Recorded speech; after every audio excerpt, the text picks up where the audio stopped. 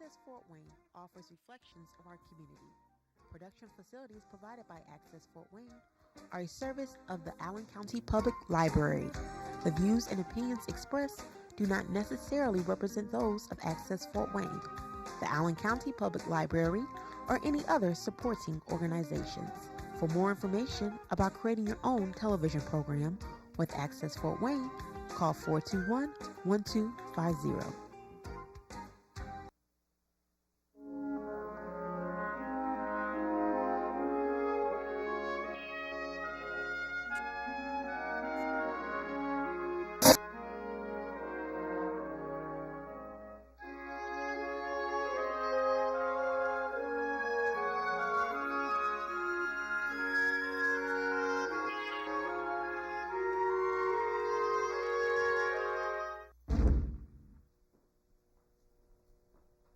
Hello, and welcome to our show, The American Veteran. I'm Dale Parrish, your host. Carl Fowler is our co-host. And with us today is Gerard Willis. He'll be on next week's show. Our guest today is Jack Hannigan. He belongs to the Korean War Veterans Association, and he's going to talk to us today about veterans affairs, veterans issues. Right. Okay, Jack, welcome to the show. Thank you, Dale. I served in the Army from 1953 to 1964. And when I got discharged in 1964, all I was interested in when they told me to go to the VA for benefits was getting a home and going to school. And then I went into industry and I retired in 2005. And I became a patient out here at the local VA hospital. So what I'd like to try to do this morning is just touch on some major issues that are happening in the Fort Wayne area. In last night's paper, we finally got our Veterans Military Court. Now, what this does is Ms. Gull and the other county judge will be able to take a veteran that has been charged with, we'll say, reckless driving as an example. Yeah. And he got out and the officer gave him a ticket and then he went berserk. And so as a result, the officer arrested him. Well, what this will prevent them from doing is putting him in jail. And let me just read just parts of it. A key part of the effort will be connecting veterans with the resources they may not be using or even be aware of. Gull said she's shocked by how many veterans with dire needs, such as PTSD, etc., aren't tapping the VA. So what they do is this civilian court will ensure that the veteran gets benefits that he is accustomed or that he is supposed to get, and they will be included in the VA administration, the Veterans Justice Outreach, the Vet Centers of Allen County, Associated Churches of Fort Wayne, and for the National Guard, the Family Assistance Coordinators. So this is the biggest plus. We've been fighting it for 3 years. This is the first court here in Indiana, and there are 100 of these courts throughout the state. So it's becoming popular that the public and even the police enforcement officers are realizing that some of these veterans coming back from combat do have problems and don't deserve to be thrown in jail because of a public disturbance or uprising. That's right. That's good. You know. The other thing I'd like to bring to the attention of veterans out here is there is what's called a Veterans Health Care Program, whereby any veteran of any war is eligible to sign up. And what this Veterans Program does for health, it would give you the facility out here at Fort Wayne or Marion, Indianapolis, or even up in Michigan if you had to go there for specialties. A a medical health program that meets the requirements of ACA, which of course is in the news today, got a lot of problems, has been criticized, but yet ACA is a law, and it has been implemented, and it is in force. Affordable Care Act. The Affordable Care Act, Yeah. yes, sir. Okay. However, there have been problems, as we have known by the media, and they overemphasize it sometimes. But if you are freedom to use the VA health care, which also includes Medicare, Medicaid, Tri-Aid, and private insurance, you don't have to sign up for ACA. You don't have to go to this new website and sign up and get this, because you're covered. And just recently, President Clinton, in an interview, basically told President Obama to get his act in shape, and his program promises things to the populace, and that he better make sure it's right. So hopefully we'll have some improvements in the ACA program. I want to just share some things that we get over here at the hospital. This is an Army, and this is I served Vietnam. Now, the reason for that is this comes out of the PTSD clinics, where a group of veterans of Vietnam, Korean, even the Afghan, Iraqi veteran now is getting involved, is getting psychological treatment, proper medication, and proper service at our VA hospital in Fort Wayne on Lake Street. Mm-hmm. If you are a member of the VA healthcare, you get a ID card like this. Mm-hmm. In my case, I'm a service-connected disabled veteran, so it tells me that I have service-connected on there. That supposedly gives me a priority. However, in most cases, it will not. If you are a non-service-connected disability case, in other words, you came out of the service without any injuries, wounds, you are still eligible for the VA plan. And if you do not have one of these cards, and if you're not, say, called disabled veterans, and most combat veterans, it's because of wounds, Purple Heart that they got for it, they lost their limbs. There's also cases where you may have had an injury that does not require a Purple Heart, but you're still considered non-service connected, because the moment that you enlisted in the service or was called into the service became responsible for you. Well, they have a vocational rehab program here. There's an office over at the campus. And if you meet the requirements to get vocational rehab, they will pay for your training. They will also work with you with Work One to try and get you a job, get you employed back into the force, get you to change your habits and become more sociable, because most veterans are withdrawn. They also do school too if you want to go to school. And they also pay for your school. We have disabled veterans, and the disabled veterans are service connected, and they can get a pension as a result of their disability. Now, the disability ratings range from 0 to 100%, and depending on what rating you are, the government gives you a benefit that is not taxable, a monetary value every month. And if you're over 50% disabled, then your wife and children get a small subsidy. Mm-hmm. So we have an active disabled veterans chapter 40 here in Fort Wayne. We would welcome any disabled veteran to visit us. We have no home, we have no bar, but we meet in the VA auditorium the first Saturday of every month at noon. And I ask that you come, meet your fellow comrades, and be part of this program. This program in the DAV We receive a lot of donations from customers, from clients and also from corporates. And every cent that comes into this organization goes back in support of veterans and their families.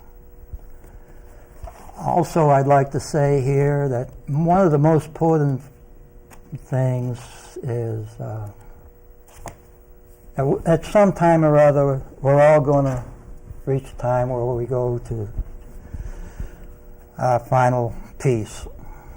And with this, it tends to leave quite a bit of a emotional problem with family members and all the cost and all that's incurred with it. And sometimes their funeral directors will take advantage of that, sometimes they won't. But what every veteran ought to know is that there is over 150 national cemeteries in the United States. And we're fortunate to have one down at Marion and then one up in Michigan. And that's free burial. Now, what is free burial? Well, that's the opening and closing of the grave, the headstone, the flag, the president's letter, taps, firing squad. It's everything that has to do with the burial. That's free for us, veterans. So it's a tremendous cost saving. And yet a lot of us veterans get wrapped up in funeral directors that say, well, for $10,000 or $15,000, we can do both. We can provide the service and take care of the burial. There is a service here in Fort Wayne. They've been here about 5 years. The gentleman is out of Kendallville. He's been in the funeral business for 30 years. And he has started what's called Veterans Funeral Services. Now, he will conduct a veteran service using a casket as the formal burial process for anywhere from $5,000 to $7,000. These people are located down in where the old Social Security building used to be, down at Fairfield and on South Fairfield. If you desire to have cremation, they provide cremation at the lowest cost of $1,400.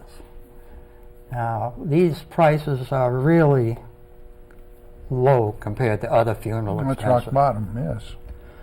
So, again, I'm a veterans advocate for affairs and a veterans advocate for benefits. And in the last 5 years, I've learned a lot about veterans benefits and what's available to each and every one of us. Even if you serve like I did in the Cold War, you're still eligible for these benefits. I've got a question before you go forward. Yes, sir. Disabled veteran, if he's collecting disability payments, what happens when he passes away? Does his family get, his spouse get that? The spouse will get it if he's 100% disabled and he died of service-connected causes. Okay. All right? Okay. I'd like to switch right now from federal, which I've been discussing, to state. If you're a disabled veteran and you have children in your family, these children are eligible for free schooling at Indiana universities. To qualify, all you need is your DD 214 and go down to the Rousseau building and talk to the service officer, Mr. Judge Jabot. And he will get you in the right direction. He'll give you the forms and he'll work with you so that you can apply for free education at any of the Indiana state schools. I'm fortunate, I guess, in that I have 7 children, and 6 of my children have taken advantage of that state. That's for a 4-year degree? For a 4-year degree, and of course the student has to pay for books and lab fees. This only covers tuition. Yeah. Okay. Okay? It's still a great deal. It is a great deal.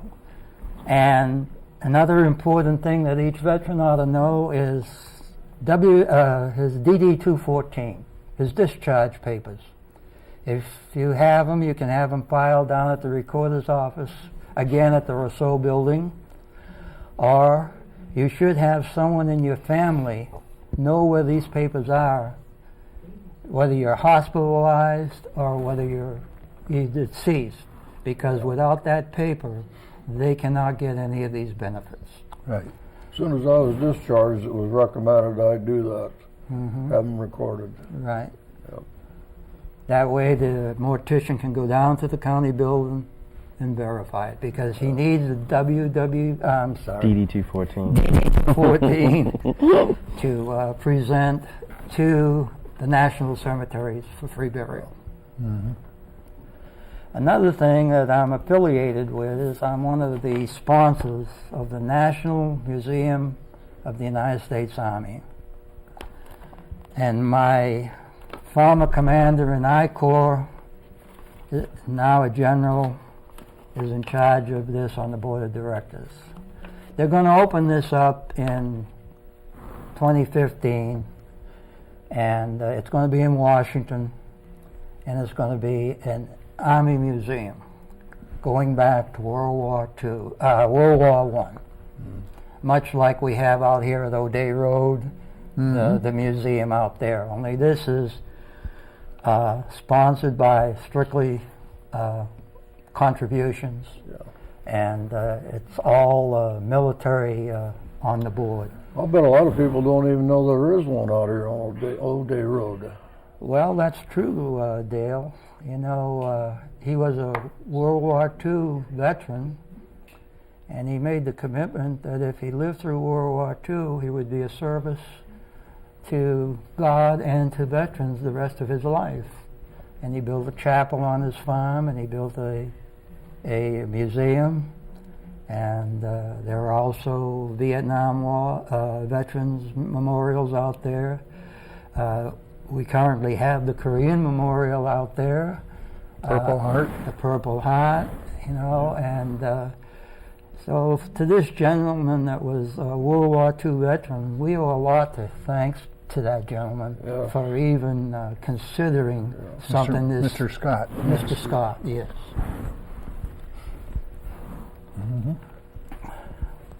Another thing that I found out yesterday is USA Today has put out a special edition of Veterans Affairs. Now, I've not been able to look through it, but I'll tell you what the topics are in here to give you an idea of what the Department of Veterans Affairs is leaning towards in the future to improve. Reemployment, transfer skills to make a non-military workplace. So you go through it, as I said earlier, you transition from your military, it corrects some of your mental, physical problems. You can be in a wheelchair and still go through this program, and they work with Work One down there to get you employed, to live a better life. Medical evaluation, doctors specializing in treating of aging veterans. Evolution. Oh, sorry. They're evolving. Yes, sir. Thank you. They're involving, I should say, instead of evaluation. And they're seeing more and more World War II Korean veterans, and mostly Vietnam veterans, especially with Agent Orange and some of the other things that they've gone through. And they start paying attention to this. Now, we had been talking earlier, but you take the Navy in the Vietnam War. They had people that was loading Agent Orange on the airplanes, and yet, because they weren't physically on Vietnam soil, they were not eligible for filing for an Agent Orange claim. Well, thank God that this has been resolved, and the VA has now said, yes, those gentlemen are qualified. Probably some of them are already deceased, So they have to deal with their next of kin on this. But that's an example that they're starting to realize this. Also, they're starting to realize that there's a lot of veterans that are not Iraqi and Afghan that are walking around with PTSD, and they've always had it, and the VA never done anything for it.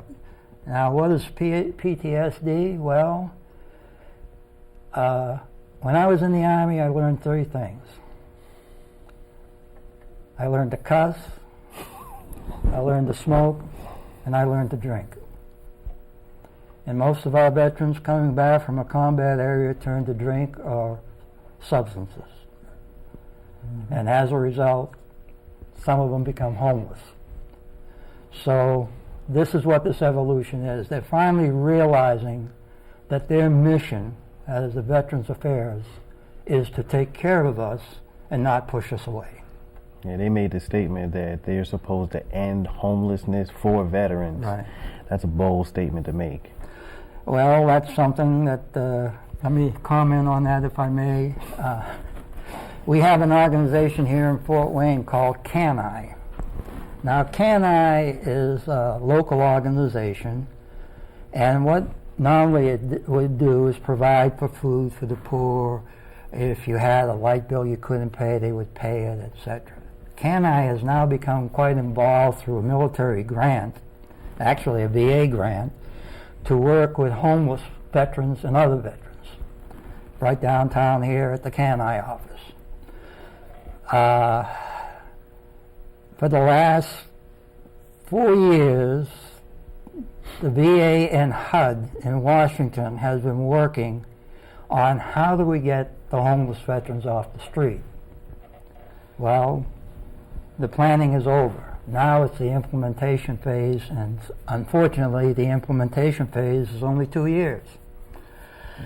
Right now we have a lady, that Barbara Cox, that runs the Shepherd's House, which is for homeless and disabled veterans, that's fighting these internal problems, does a tremendous job over there.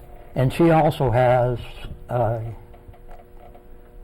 authorization to expand her home. So she's quite busy. She will be working with CANI and with the local city government in providing places for veterans. Unfortunately, there aren't many in Fort Wayne. So this means that CANI and some builders are going to have to get together, and the mayor and his staff, and they're going to have to give up some of this land to build for these homeless vets. I think the last count that I had was 1,800 homeless vets, both male and female, in the Allen County area. Gee, it's hard to believe. Is that many? Yeah. Yeah. And how many of these shepherd houses do they have in Fort Wayne? Just Only one. Just one. one. They do have another house down in the south end of Fort Wayne in the black community, and I think they call it the Garden. And she is trying to take in homeless women veterans because there is no facilities at the Shepherd House for female veterans. Right. So it's starting to catch on, and hopefully the local government will move forward and get these vets off the street, get them rehabilitated, and back into a person again. Yeah. I often wonder, they're looking for, like you say, areas that they can place these vets and everything. What about these schools that they close down and have classrooms, have a cafeteria, have heating, bathroom facilities? Right. Why couldn't they utilize those? They can. The problem is operations. They don't want to actually be responsible for the upkeep and operations of the buildings. They want somebody else to take over that part of it. I see. And the feasibility may be that through the grants that can happen. Right. And that would be a very good place to start. You know, a classroom could house Sure. one 4 people or so in it for, Yeah, you know, like a with 4-bedder. beds, Yeah. 4-bedder. Yeah, Yeah. very good. The other thing I would like to bring up is genealogy. I'm a member of the Allen County Genealogy Society, and in the year 2001, we know what happened in New York. And for some reason, God touched me on the shoulder and said, you need to start capturing all the names of Allen County veterans that go into this 21st century. And I had, in the vicinity of 1,500. And a gentleman that writes for the News Sentinel, Frank. We got about 2 minutes, Jack. Okay.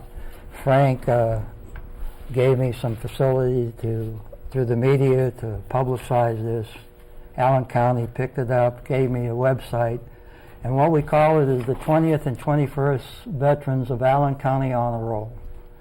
And the websites will be on the screen, and I'd be happy to add any veteran's name that goes back to World War I. If you just contact me. Now, that would include deceased? Deceased, yes, as well. Yes. Well, I have done some research, and I have got World War I, World War II, and right now I'm working with Gold Star Mothers of World War II. That's a book about that thick that has the different counties. Okay. So, but that's just, this just touching it. We need the people out there that have family members. If they just contact me, I'll Sure. put their name in. Okay, very good. I might add that these shows are turned over to the genealogy section. Yes. Yeah. Yes, we have a veteran section in the genealogy department, and that's because of the rapport that I have with some of the other people, especially Mr. Wisher upstairs in genealogy. Okay. So these will be records. I have a whole stack that I have to give them today. Okay, very good. I hope somebody is coordinating all this information Yes, they under are the military thing so that you can Catalog. cross-reference? cataloging, yes. Yes. Yes. Okay. Okay, well, sure appreciate you being here, Jack. There's a lot of information there. If anybody wants any more information, I'd say go to the DAV. So, Yeah, you could contact VAV Commander John Heine, and but we can help. But when it comes to benefits, you really have to get to that patient. George Jarbo, or you can go to David Vorsbold. Dave Vorsbold. Also, there is an actual AMVETS office in the VA. okay, Right. Yes. Okay, well, thank you for joining us tonight. Remember, freedom is not free, so thank you and good night.